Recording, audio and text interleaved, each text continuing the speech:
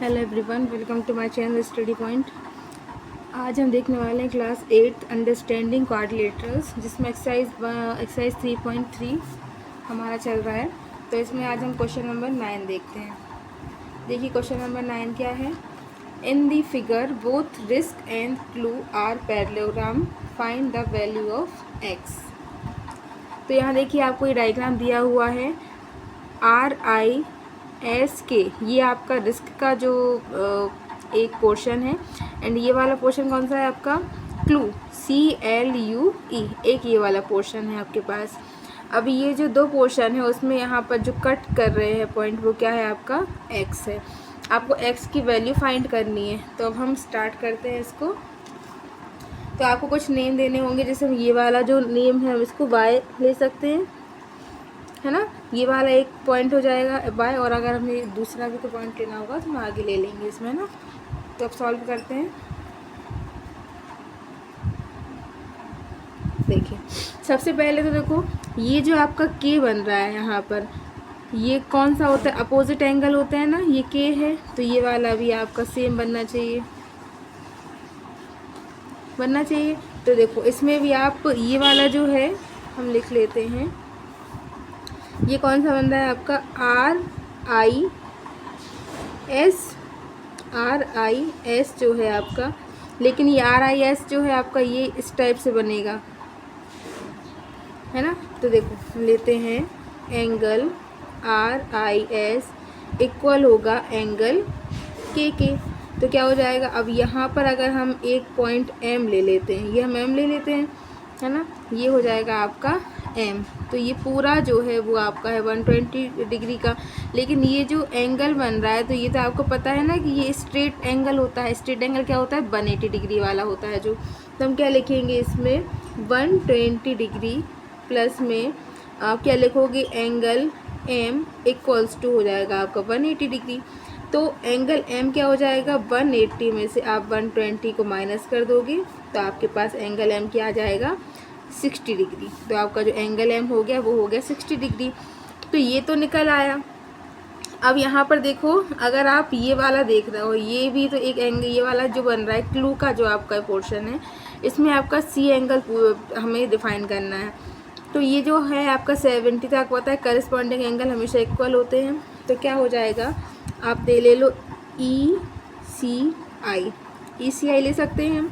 देखो angle ECI equal होगा किसके, एंगल L के होगा, है ना। कहाँ से होगा, करस्पॉन्डिंग एंगल R इक्वल, है ना। तो देखो एंगल ECI क्या हो जाएगा आपका 70 डिग्री। जब ECI आप जो है आपका ये वाला जो है ये 70 डिग्री हो गया, एंगल M आपका 60 डिग्री हो गया। तो अब क्या बचा, हमें y डिफाइन करना है। y क्या होगा आपका, तो देखो हम करते हैं आगे। देखो तो आपको पता है कि जो ये होता है, जो ट्रायंगल होता है, इसमें इन सबका सम क्या होता है, 180 डिग्री होता है। तो देखो यहाँ पर हम क्या देखते हैं, ट्रायंगल ले लो आप YIC, है ना। YIC में देखते हैं।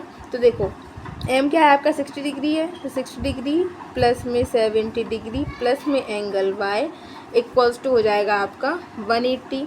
तो 60 और 70 कितना होता है, 130 होता है। 130 degree plus angle Y equal to 180 degree. तो angle Y equal to 180 minus में 130 डिग्री। तो एंगल Y क्या आ गया, 50 डिग्री आ गया आपका एंगल Y। अब एंगल Y जो है वही आपका एंगल X होगा क्योंकि ये होते हैं vertically opposite angle R equal होते हैं। तो आपका एंगल Y इक्वल हो जाएगा एंगल X, जो कि है आपका 50 डिग्री, जो ही आपको डिफाइन करना था, है ना।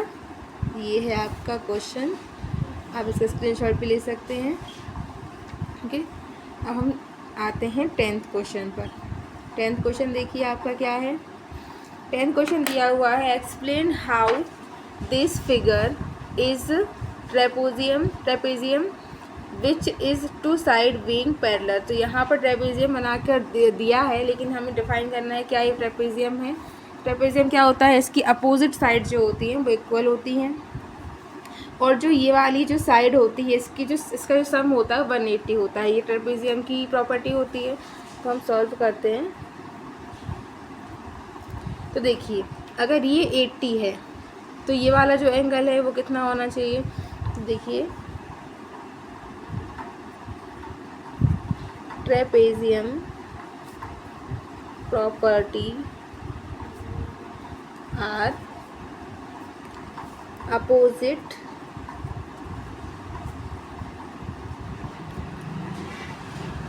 साइड आर इक्वल, देन हम ये निकाल लें एंगल एल। एंगल एल जो दिया हुआ है वो आपको 80 डिग्री दिया है, तो हम एम भी निकाल सकते हैं ना इससे। देखो, एंगल एम निकालेंगे तो कैसे निकालेंगे, यहाँ पर एंगल एम आप कैसे निकालोगे।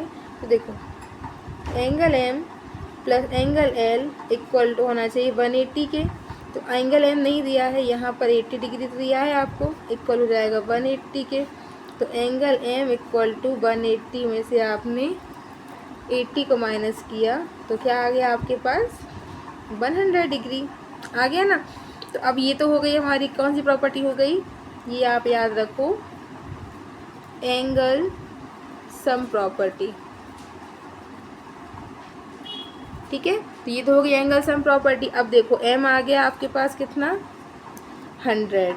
तो एंगल एम इक्वल होगा एंगल के जो है 100 डिग्री। अब ये भी देख लो आप क्या होता है, ये आपका अपोजिट एंगल आर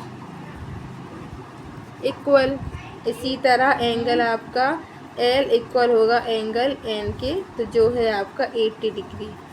तो ये भी क्या हो जाएगा आपका अपोजिट एंगल आर इक्वल। तो ये थी आपकी 10th क्वेश्चन की प्रॉपर्टी, जो कि इजी है। आप एक दो बार करेंगे तो आपको समझ में आ जाएगा, है ना। अब देखिए, हम आते हैं आपके 11th क्वेश्चन पर, जो कि है फाइंड एंगल सी। आपको एंगल सी फाइंड करना है इफ़ ए बी पैरेलल हो डी सी के, अगर आपका ए बी पैरेलल हो डी सी के। ठीक है,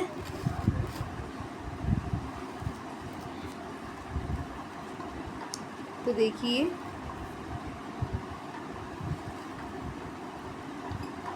आपको डायग्राम बना के दिया हुआ है, इसमें आपको वही करना है,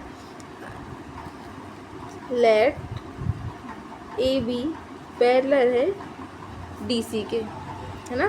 तो देखो, angle B plus angle C आपका होना चाहिए 180। तो एंगल बी क्या दिया हुआ है 120, तो प्लस एंगल सी निकालना है, तो आ गया ये आपका 180। तो एंगल सी इक्वल टू हो गया आपका 180 माइनस 120। तो एंगल सी क्या आ गया आपका 60 degree.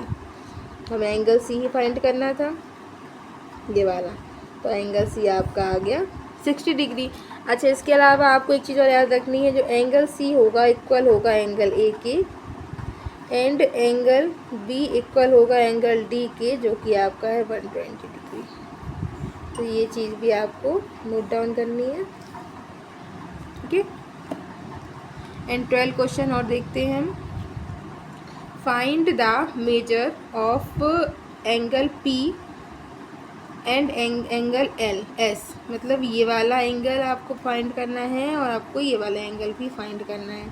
If S P equal होगा सिमिलर, मतलब आपका पैरेलल होगा आर क्यू के, मतलब कि ये वाला और ये वाला अगर आपका सेम टू सेम है तो। ओके, तो देखिए, 12th क्वेश्चन में क्या था आपका, find the measure of all angle P and angle S if S P parallel R Q in given figure. तो आपको ये फिगर दिया हुआ है, जिसमें आपका जो आर है वो 90 डिग्री है और जो क्यू है 130 डिग्री है ना। तो हम इसको सॉल्व करते हैं।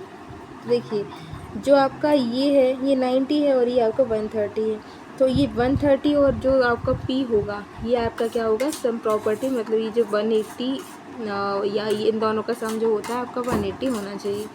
तो फिर लिख लेते हैं गिवन, क्या क्या दिया हुआ है आपको, given that angle Q equals to 130 and angle R equals to 90, right angle है आपका, है ना।